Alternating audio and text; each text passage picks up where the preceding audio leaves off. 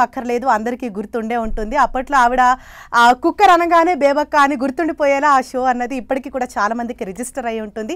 And అలాగే తన jokes తోటి కొంతమందిని నవ్వించారు, కొంతమందిని సతాయించిన మన బిగ్ బాస్ కంటెస్టెంట్స్ శేఖర్ భాషా గారు అండ్ అలాగే బేబక్క మనతో పాటు ఉన్నారు. మరి ఈ సీజన్ గురించి వాళ్ళని అడిగి మరిన్ని విషయాలు తెలుసుకుందాం.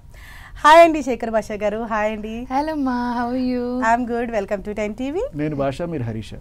యా స్టార్ట్ అయింది. స్టార్ట్ అవ్వకపోతే ఆశ్చర్యం. బక్క బేబక్క నువ్వు అలా అన్నావనే నేను సన్నపడతాను ట్రై చేస్తున్నాను. నిజం చెప్పండి, ఆడియన్స్ తగ్గానా లేదా? ఇవాళంతా ఏం తినలేదు, కొంచెం నా ఉసురుగా నేను తెచ్చుకున్నా. జెన్యూన్ గా అప్పటికి ఇప్పటికి మాత్రం మీరు తగ్గారు, బట్ గ్లామర్ విషయంలో కాదు. గ్లామర్ మాత్రం అలా. నాకు సార్ కూడా నన్ను గుర్తుపట్టలేదు. నేను గుర్తుపట్టలేదు అమ్మండి సార్. నేను బేబక్క ఎవరన్నా సరే బేబక్క లావుగా ఉందంటే ఇట్లా కొడుతుంది, అప్పుడు అందరికి వాళ్ళ ఉసురు తగులుతుంది. ఉసిరే కాదు, ఉసిరికాయ.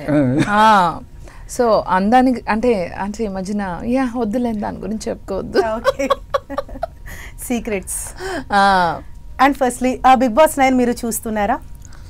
యా.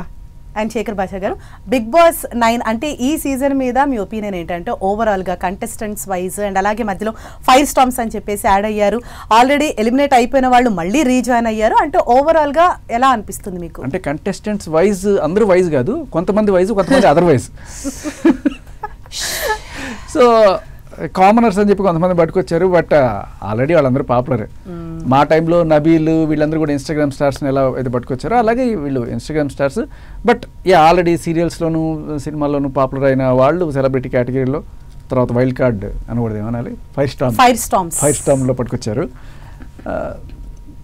లిటరల్లీ కామన్ మ్యాన్ అంటే మరీ కామన్ మ్యాన్ అని చెప్పలేము, absolutely not exactly like that, but you could say something similar to that.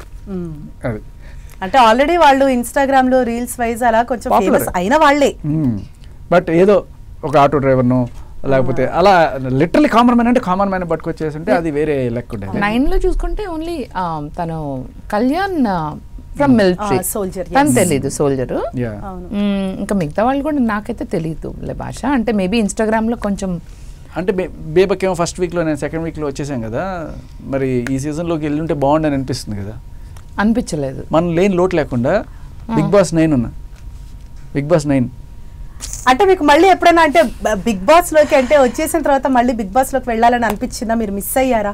నేనైతే అయ్యా, ఎందుకంటే నేను ఏదో కొడుకు పుట్టాడనే ఆ హడావిడిలో వచ్చేసాను, బట్ మళ్ళీ ఛాన్స్ వస్తే ఖచ్చితంగా వెళ్తాను.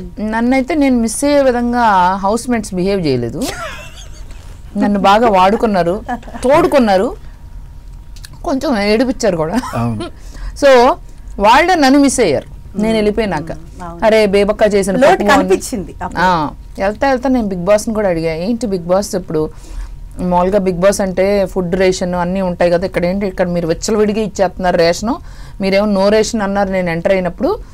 ఈ వీక్ అంతా బాగా ఇస్తుంటే నన్ను పెద్దదాకా వండమని, బ్రేక్ఫాస్ట్ వండాలి, లంచ్ వండాలి, డిన్నర్ వండాలి, మధ్యలో కాఫీలు టీలు, ఈ మానవుడు తాగడలే అలా సతాయిస్తుంటే నువ్వు వచ్చేసేటప్పుడు బిగ్ బాస్ అసలు నేను ఒకవేళ వెళ్ళిపోయేటట్టయితే నెక్స్ట్ వీక్ మాత్రం నో రేషన్ చేయండి అన్నా.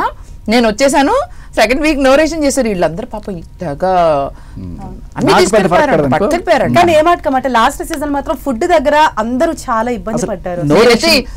నన్ను బాధ పెడతారా, మీకు నో రేషన్ వచ్చింది. నో రేషన్ అంటే నో రేసుకుని పడిపోవాలని వాళ్ళ ఉద్దేశం, నువ్వు అలా పడిపోలేదు కాబట్టి పంపించు. నువ్వేం తక్కువ కాదు.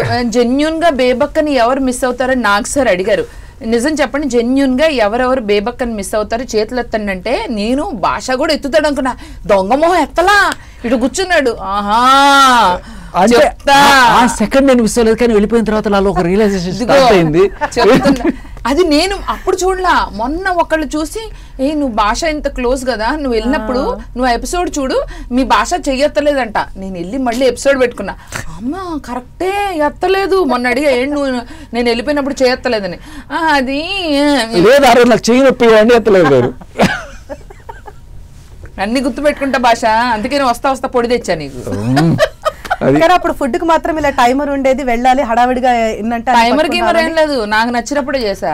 ఆ చేయటమే వాళ్ళకి ఎక్కువ. ఫుడ్ తీసుకొని రావటానికి, ఆ రేషన్ తీసుకొని రావటానికి ఎలాగా. బట్ ఈ సీజన్ లో ఆ డిఫరెన్స్ మీకు ఏమనిపిస్తుంది? ఈ సీజన్ లో కొంచెం బాగానే ఇస్తున్నారు, బాగానే ఇస్తున్నారు. వాళ్ళే మార్చారు, శుభ్రంగా ఉన్నారు. రమ్య నాయుడికి ఏదో వరం అంట, అది మొత్తం బిర్యానీ కావాలి, చికెన్ కావాలి, డబ్బులు కావాలంట. డబ్బు అది ఆవిడ ఇంత పెద్ద లిస్ట్ చెప్పారు.